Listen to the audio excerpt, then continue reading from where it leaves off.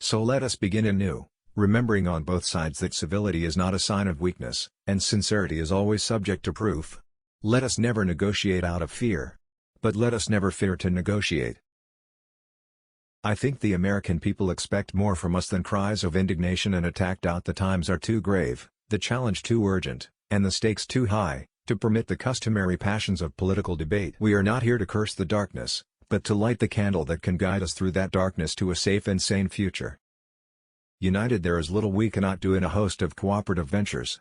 Divided there is little we can do, for we dare not meet a powerful challenge at odds and split asunder. Let every nation know, whether it wishes us well or ill, that we shall pay any price, bear any burden, meet any hardship, support any friend, oppose any foe to assure the survival and the success of liberty. Let both sides seek to invoke the wonders of science instead of its terrors. Together let us explore the stars, conquer the deserts, eradicate disease, tap the ocean depths and encourage the arts and commerce. My fellow Americans, let us take that first step. Let us step back from the shadow of war and seek out the way of peace. And if that journey is 1,000 miles, or even more, let history record that we, in this land, at this time, took the first step.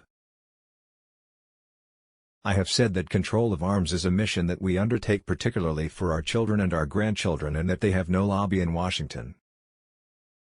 For one true measure of a nation is its success in fulfilling the promise of a better life for each of its members. Let this be the measure of our nation. If more politicians knew poetry, and more poets knew politics, I am convinced the world would be a little better place in which to live. The stories of past courage can teach, they can offer hope, they can provide inspiration. But they cannot supply courage itself. For this each man must look into his own soul.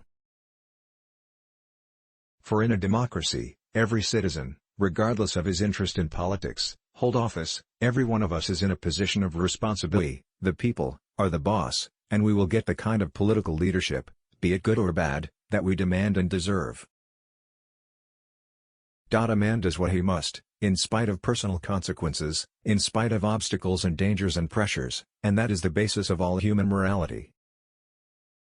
Let us not emphasize all on which we differ but all we have in common. Let us consider not what we fear separately but what we share together.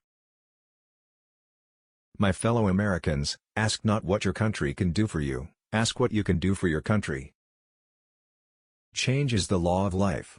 And those who look only to the past or the present are certain to miss the future.